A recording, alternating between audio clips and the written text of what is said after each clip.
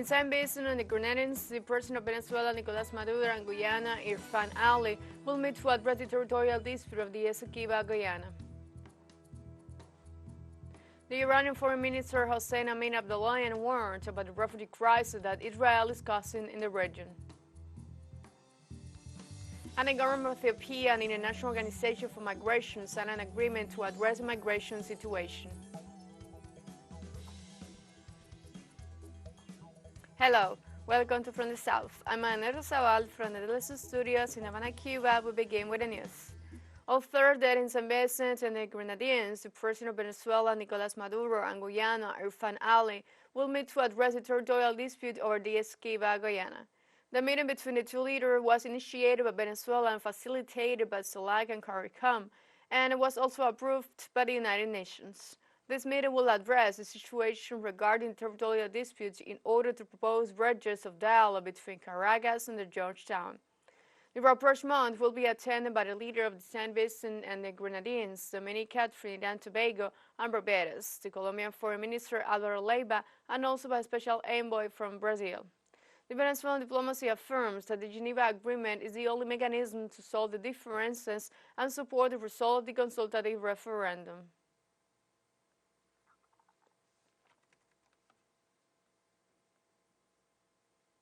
In the framework of the meeting of the delegation for Venezuela and Guyana in St. Vincent and the Grenadines to address the territorial dispute over the Guyana Essequibo, the President of Venezuela, Nicolás Maduro, arrived to attend a working meeting where he expects to meet with his Guyana counterpart, Irfan Ali. After his arrival to the Caribbean nation, Venezuelan leaders stressed the importance of the dialogue in the search for peace.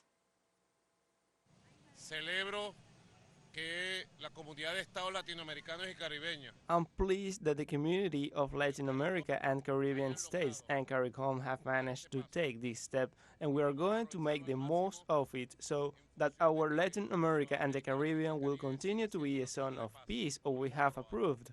It will be the victory of peace for our homeland Venezuela and for the great homeland as well. For national defense authorization on Wednesday night, more than $885 million in defense spending. Despite the rolling economic numbers at the urging of Democratic leader Chuck Schumer, 87 votes supported the impressive bill with only 13 dissenting.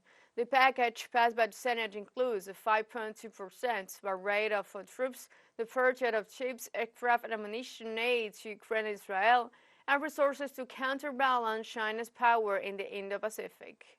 The document still has to pass through the House of Representatives, where it faces from the opposition for the so-called Freedom Caucus.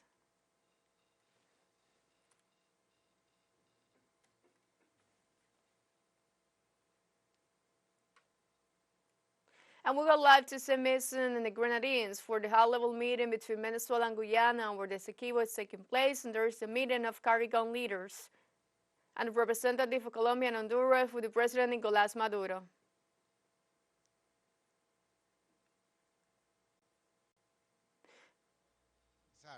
And we're seeing the images right now of the high-level meeting that is taking place in St. Vincent and the Grenadines.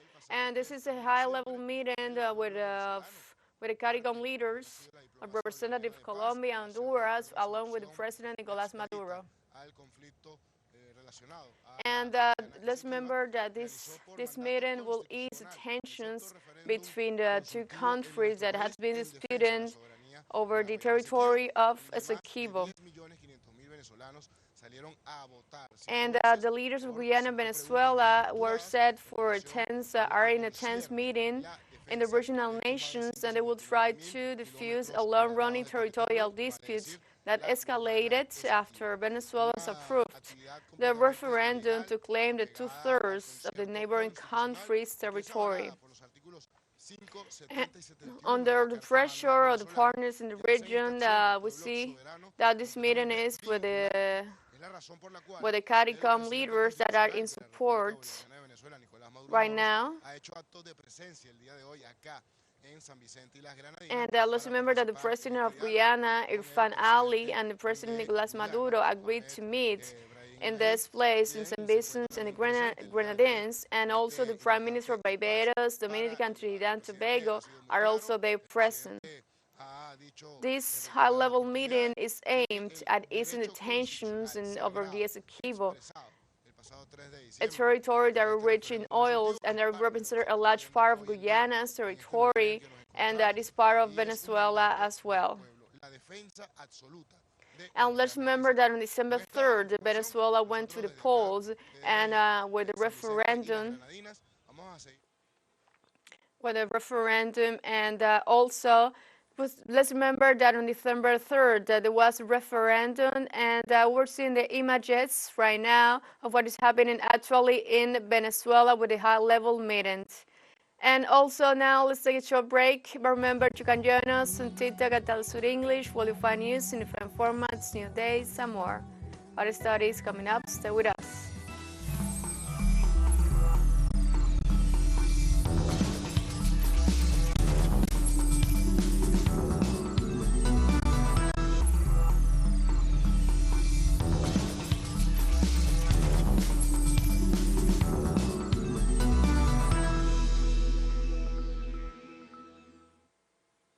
Welcome back, and we go back to St. Vincent and the Grenadines, where Gladys Quesadas, a correspondent, has the latest updates.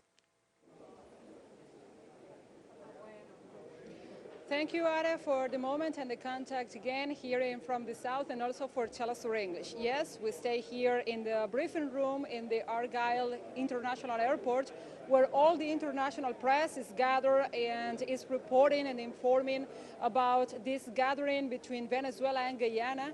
And as the two countries move forward in this attempt to dialogue, this attempt to go on a convened meeting and also in an amicable solution, an equitable solution. We have to stress that this meeting was convened by CARICOM and CELAC. Those regional blocs were the main architects behind this gathering and behind this meeting, and also because they have been willing to enhance peace, to enhance cooperation, and to bolster a solution before anything else, and also because for them it's paramount that this does not transcend in the region and does not spill out into the Caribbean.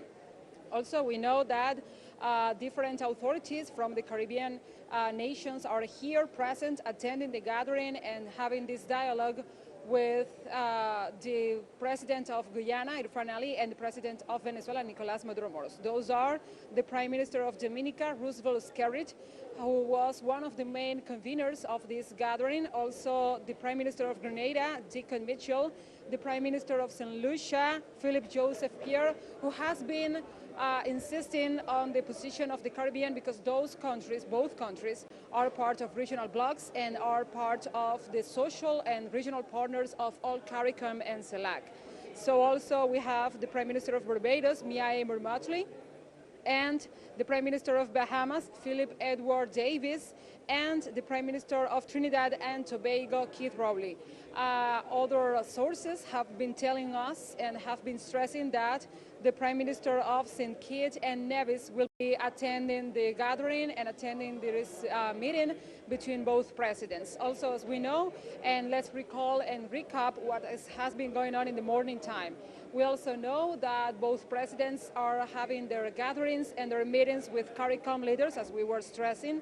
And the first one was Irfan Ali. He had his moment to discuss his agenda and his stance in this territorial dispute with the CARICOM leaders. And afterwards, they met with the president of Venezuela, Nicolás Maduro Moros, who is presenting his agenda, and he has been insisting also the Chancellor and the Foreign Affairs Minister, Iván Gil of Venezuela, they were insisting on this agenda that is open to cooperative advantages, to dialogue, to find peace, to find solutions.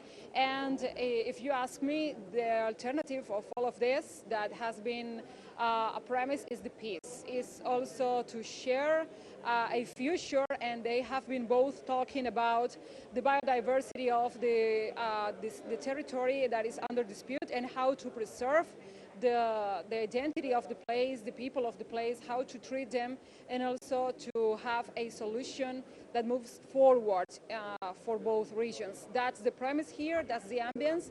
As you can see behind me, there is a newsroom packed with journalists of all over the Caribbean region. We have colleagues from St. Lucia, we have colleagues from Barbados, and we have colleagues from the TV stations, the public TV stations here in St. Vincent and the Grenadines. So this is one of the main coverages, and this is one of the main regional events today.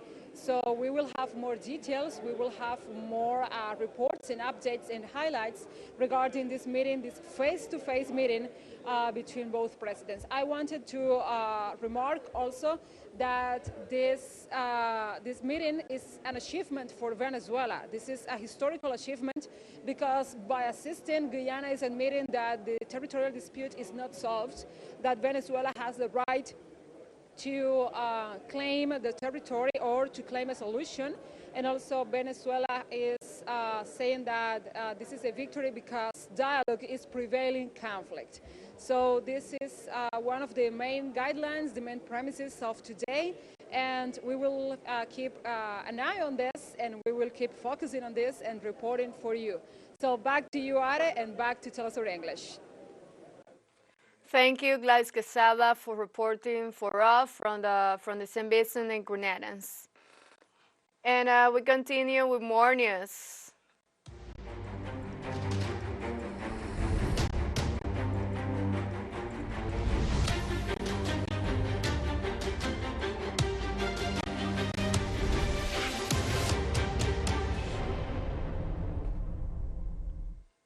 In Switzerland, the Iranian Foreign Minister Hossein Amir-Abdollahian were about the refugee crisis that Israel is causing in the region.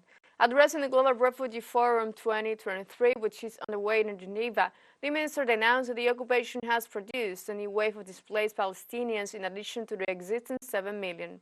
It recalled that the forced displacement to which the Zionist government is subjecting the residents of Gaza is one of the many serious violations of human rights and international humanitarian law that Zionism has committed in almost 70 days of siege. In figure from the head of Persian diplomacy, Israel has forced the internal displacement of 85% of the Gaza population, subjecting thousands of women and children to overcrowded shelters at the mercy of the worst sanitary conditions. The Al-Qassam Brigade, the main military wing of Hamas, presented a war report on Thursday, confirming the death toll of more than 10 Israeli soldiers. Within the framework of the ground battles central, northern, and southern Gaza, Hamas presented a report in which it stressed that Israel continues to bomb homes, schools, and hospitals, while hundreds of civilians are moving towards Ramallah and the border with Egypt. For his part, Hamas asserted that the Zionist army troops are not able to advance within the framework of the ground operations, adding that Israeli defense forces have lost a large number of troops in the last few days, which the military body of the coalition troop is trying to hide. 3 Palestinians were killed and others were injured on Wednesday night in an Israeli drone strike targeting the eastern neighborhood in Jenin City as the Israeli army continues military offensive against the city and its camps since dawn on Tuesday.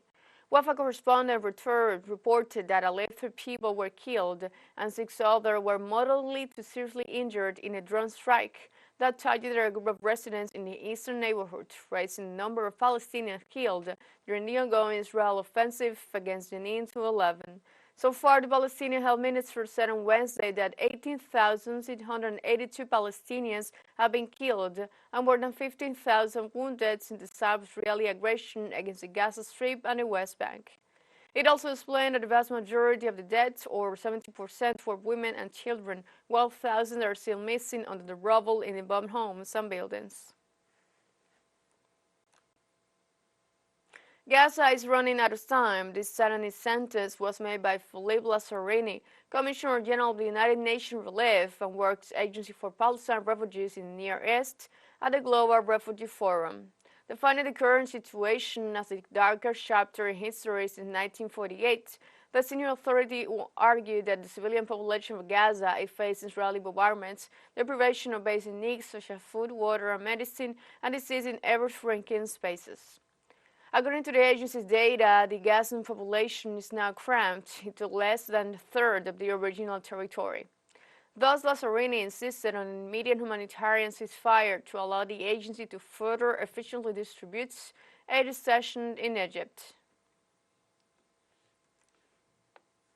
On Thursday, the leader of the 27 countries that make up the European Union gathered in Brussels for what they described as a crucial council with the Gaza and Ukraine issues at the center topic. On Wednesday, the Prime Minister of Hungary, Viktor Orbán, already anticipated that he will veto Ukraine's accession to the community. The Hungarian leader added that there is no need to even discuss it because the preconditions were not met. On the other hand, Belgium, Ireland and Malta will propose that the Council call for a lasting ceasefire in Gaza to be adopted immediately in order to protect innocent civilians. It should be noted that diplomatic action in favor of ending the conflict in Gaza within the European community is uncertain since Austria and Czech Republic already abstained from voting in the UN General Assembly.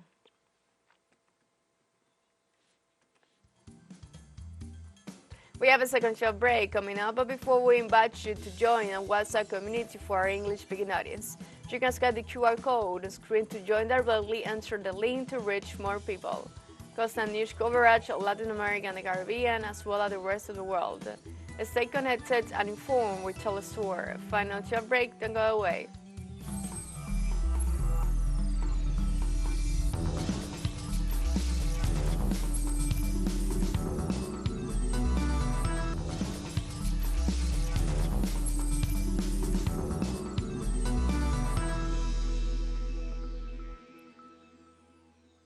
Welcome back. The government of Ethiopia and the International Organization for Migration signed an agreement on Thursday to address the migration situation.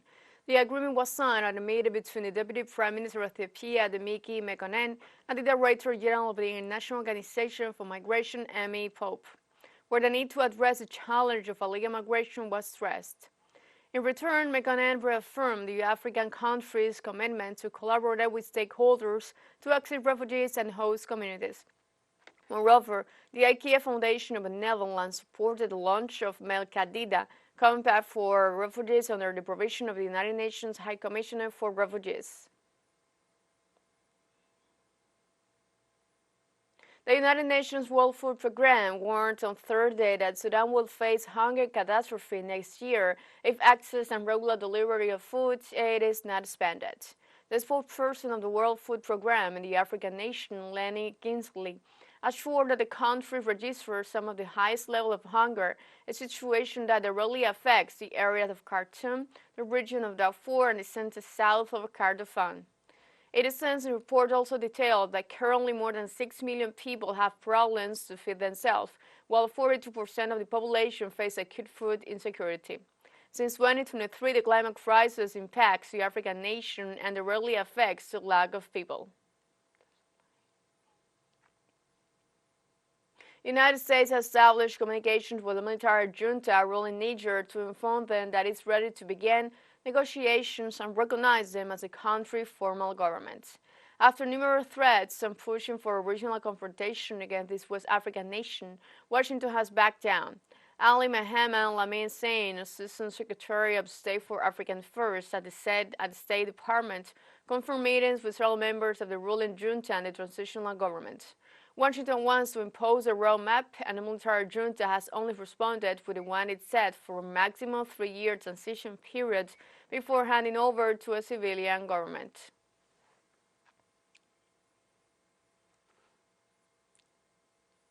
Now we go to Turkey, to Istanbul, the city that was once Constantinople. A submerged palace awaits us, a story of mythology and its modern retelling.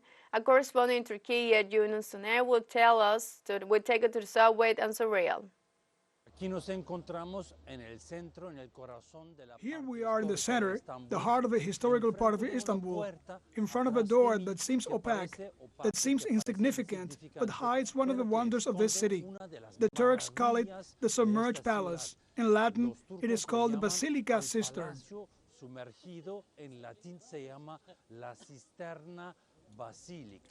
We feel a lot of humidity here because we are in a cistern. Built in the year 532 during the Byzantine Empire, and it was a cistern to keep the water, to serve the water to the palace in front of it.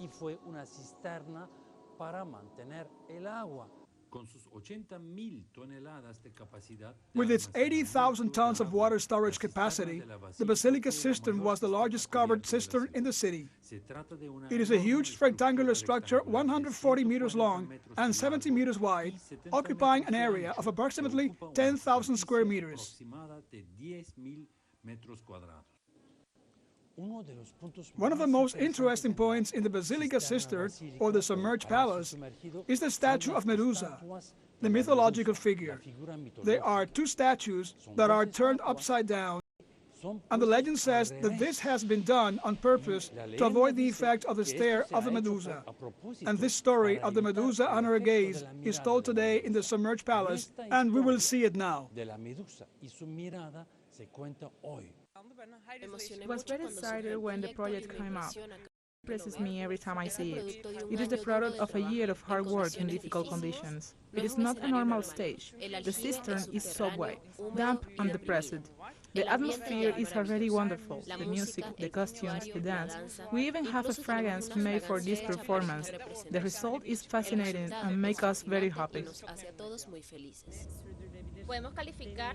We can describe the performance as a sustainable experience. The performance tells the story of Medusa with dances while offering a tour of the museum.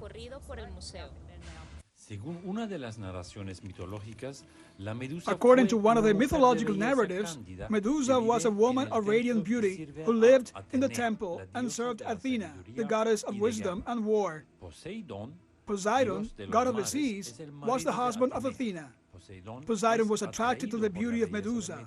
One day, Poseidon raped Medusa.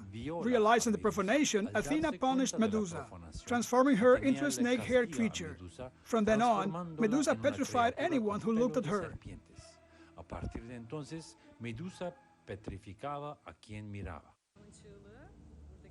Medusa is the first victim of female aberration in mythology. If we interpret it spiritually, the awakening of all women and females in the world begins right now. Being punished by a woman for a crime she didn't commit can also be interpreted as a betrayal of the sisterhood. Tonight, Medusa responds to this betrayal and injustice with her scream. I think the message that comes out of the story is that women who have been aggrieved have to speak up and they have to scream.